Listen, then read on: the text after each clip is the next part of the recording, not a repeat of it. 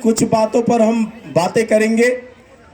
जैसे कि अभी हमारे बहुत ही अनुभवी सम्माननीय झा जी बता रहे थे कि अंतिम ओवर की लड़ाई चल रही है। अंतिम ओवर की लड़ाई उस महानुभाव को समझ में आ गए हैं, क्योंकि सम्माननीय झा जी विगत 25 साल, 30 साल, 35 साल से संगठन में आंदोलन की लड़ाई को देखते आए हैं और उससे जूझते आए हैं, उसमें सहभागिता देते आए हैं। तो निश्चित तौर पर उनका अनुभव कह रहा है कि ये अंतिम ओवर की लड़ाई है।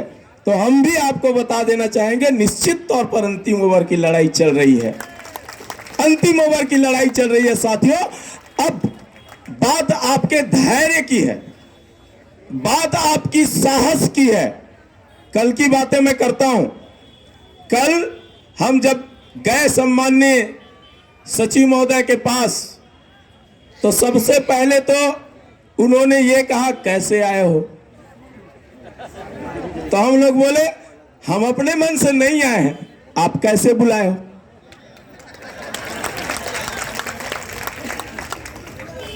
हाँ तो बताइए क्या है?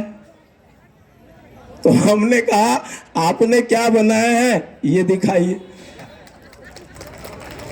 तो सिर्फ और सिर्फ एक ही रोना कि छत्तीसगढ़ सरकार के पास फूटी कौड़ी नहीं है, ये माननीय आलोक शुक्ला जी कहते हैं। तो क्या छत्तीसगढ़ इतना कंगाल हो गया है यार, एक भी रुपया नहीं है कि सम्माननीय सचिव महोदय जी हमारे मुख्यमंत्री जी को बदनाम करने में लगे हैं? ये समझ में नहीं आता।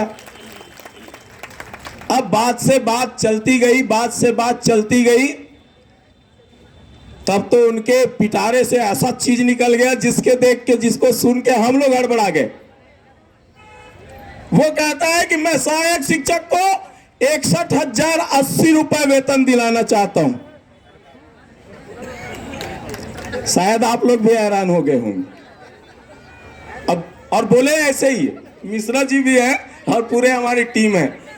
तो उन्होंने कहा, मैं सहायक शिक्षक के लिए ऐसा बनाया हूं कि सहायक शिक्षक को 61,080 रुपए मिलेगा। हम लोग गरीब आदमी यार 61,080 के नाम सुन के चुप हो गए। इतना मजाक क्यों करते हो सर? तो आप बोलो, आप लोगों को कितना चाहिए? ये बोलते हैं। फिर भी हड़बड़ा गए। हम लोगों को वास्तव में कितना चाहिए ये भी समझ में नहीं आता। लेकिन ये बोले, सर 61,080 हमारे हमसे ज्यादा हो रहा, हम उतना भी नहीं चाहते।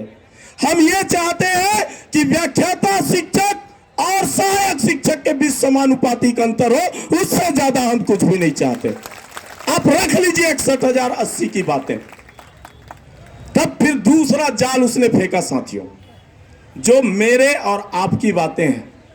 अब यहां इस आंदोलन की निर्णय की बातें हैं, इस आंदोलन की जिंदा रहने की बातें हैं, क्योंकि गेम चालू हो चुका है।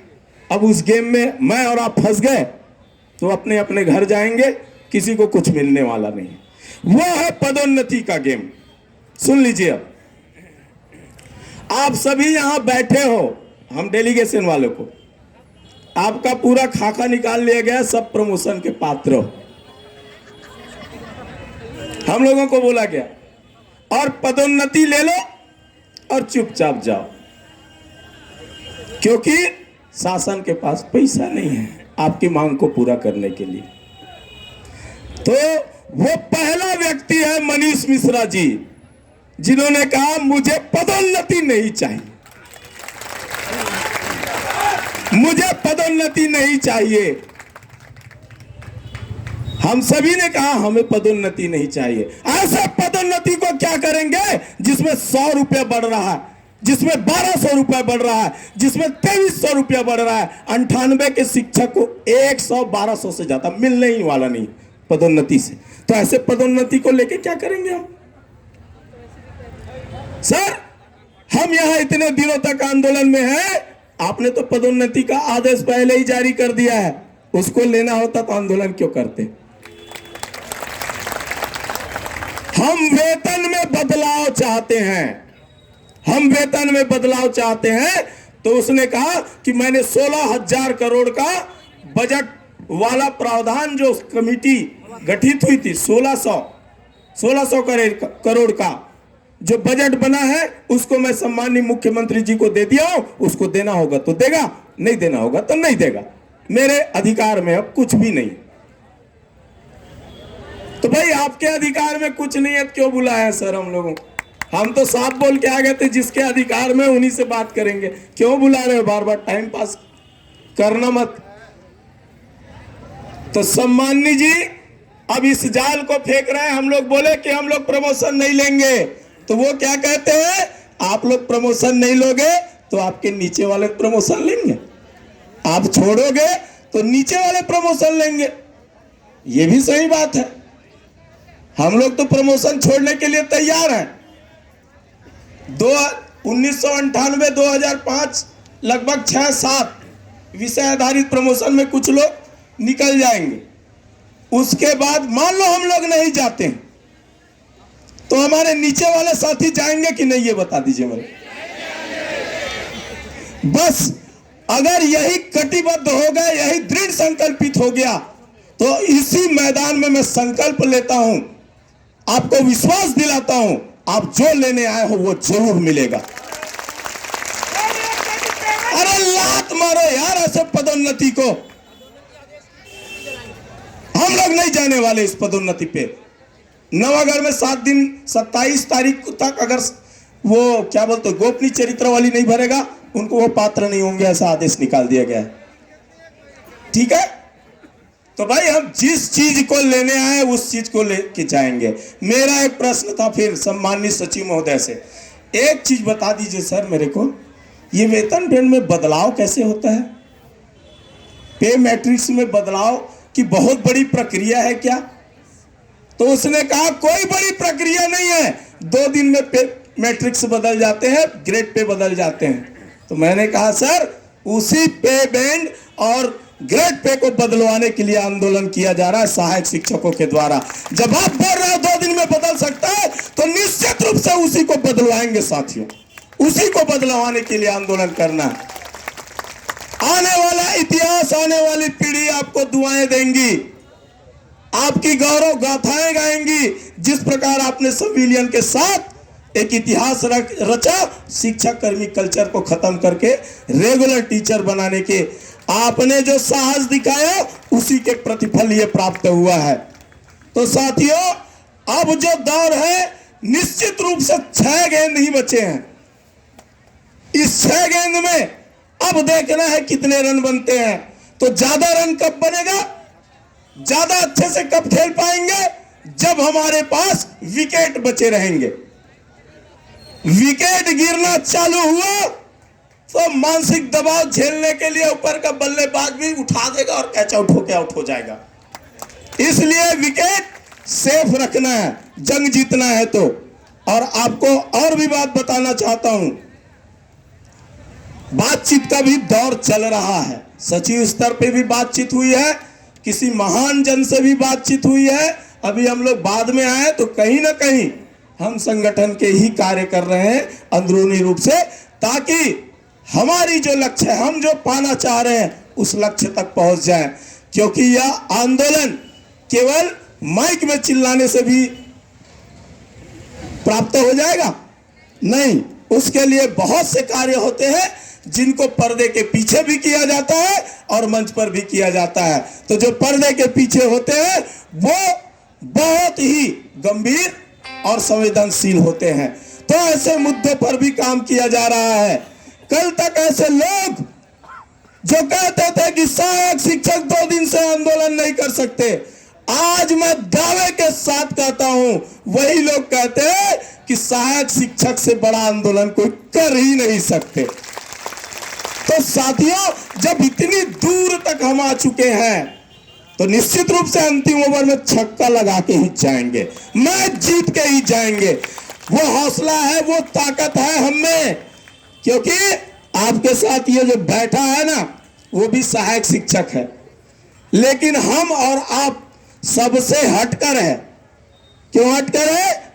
क्योंकि जब से आया है एक ही चीज बोलता है, चाहे साले मेरे को कोई गोली मार दे, लेकिन मैं आंदोलन से वापस नहीं जाऊंगा, लक्ष्य मिलेगा तभी जाऊंगा। हमारे मनीष मिश्रा जी, जब आपको इतना बढ़िया नेतृत्व मिला है, तो निश्चित रूप से डरने की कोई बात ही नहीं है। एक जगह भी हम लोगों को सचिव महोदय ने एक नहीं कहा कि आपको बर्खास्त कर दूंगा, निलंबित कर दूंगा, एक जगह भी नहीं बोला है। साथियों, आपको बता दूं, जिस जगह पे बातचीत हमने किया, किसी ने भी सहायक शिक्षक के ऊपर कार्रवाई की बात नहीं की है। ये बहुत ही अच्छा संकेत है। आपके धैर्य, आपके संघर्ष को आगे देखना चाहते हैं, क्योंकि अब जो स्थिति पैदा होने वाली है वही स्थिति निर्णायक होगी। मात्र आपको यहां पर दो रास्ता मिलेगा। एक रास्ता डर के चुपचाप स्कूल चले जाना। क्या मिलेगा स्कूल जाने के बाद?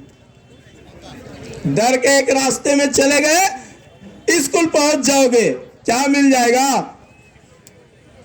शून्य। जहां से आप आए थे 13 दिन यहां मानसिक रूप से, आर्थिक रूप से, शारीरिक रूप से, सभी रूप से आप छिन्न हुए हैं। उसके बाद जाओगे थके बीते, 15 दिन 20 दिन बच्चों को और नहीं पढ़ाओगे। दूसरा रास्ता है संघर्ष का, जो बस 4-5 कदम दूर है। उस रास्ते पे चलोगे तो आत्मसम्मान मिलेगा, आत्मसम्मान मिलेगा और बहुत ही सॉलिड बेहतरीन वेतनमान भी मिलेगा। तो कौन सा रास्ता चुनना चाहते हो आप लोग? दूसरा रास्ता चुनना चाहते हैं तो एक बार नारा लगाइए, हमारी एकता जिंदाबाद, हमारी एकता जिंदाबाद।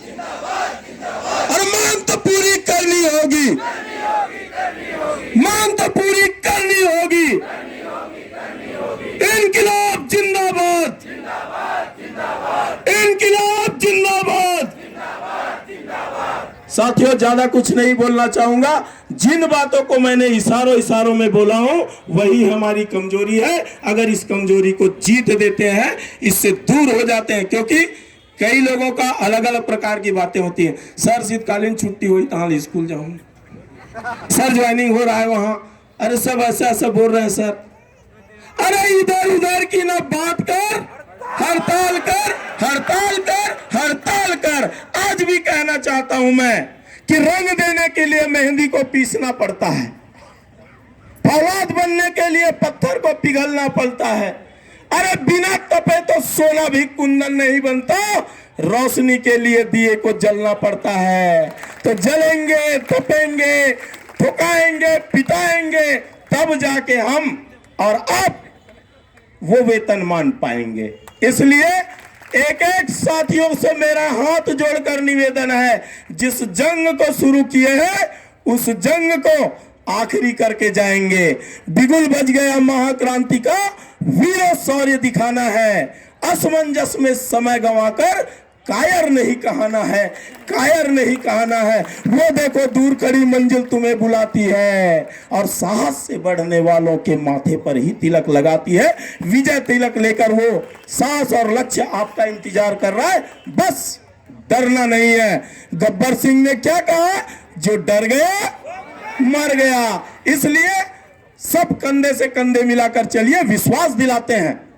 ये नेतागिरी का मंच नहीं है। आज से 3 साल पहले भी मैंने कभी जो बैठक में आए होंगे उनको यही कहा था कि ये नेतागिरी का मंच नहीं, यहां तुमको राजनीतिक व्यक्ति नहीं मिलेगा, यहां जज्बाती लोग मिलेंगे जो जज्बात से लड़ते हैं, जिनकी भावनाएं अच्छी होती है। और मैं विश्वास दिलाना चाहता हूं, यहां अगर हमारे बीच से अगर एक आध जने भी अगर नेतागिरी करने की कोशिश की तो उसको भी उखाड़ के फेंक देंगे, लेकिन अपनी मांग तक हम आगे बढ़ेंगे।